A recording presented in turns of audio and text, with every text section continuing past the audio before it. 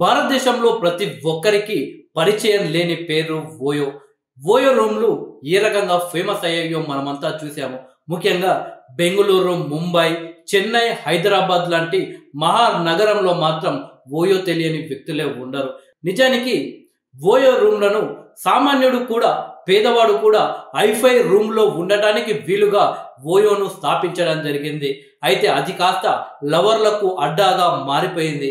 ఇక తాజాగా ఓయో సర్వేలో హైదరాబాద్ మహానగరం టాప్ లో ఉన్నట్లు ఓయో అయితే ప్రకటించడం జరిగింది.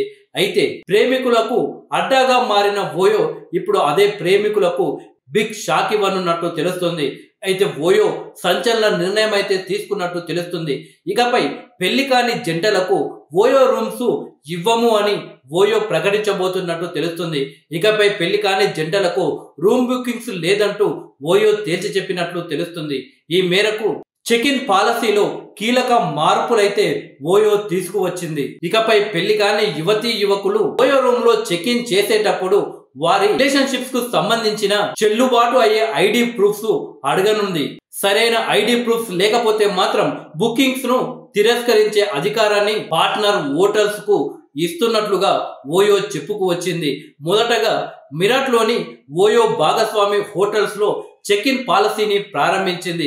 అక్కడ నుంచి వచ్చే గ్రౌండ్ ఫీడ్బ్యాక్ ఆధారంగా కంపెనీ ఈ కొత్త రూల్ అయితే మరిన్ని నగరాల్లో అమలు చేయడానికైతే సిద్ధమవుతుంది. సో మొత్తానికి ఓయో మాత్రం ఇలాంటి నిర్ణయాన్ని తీసుకోవడం లవర్స్ కి బిగ్ షాక్ అని చెప్పవచ్చు.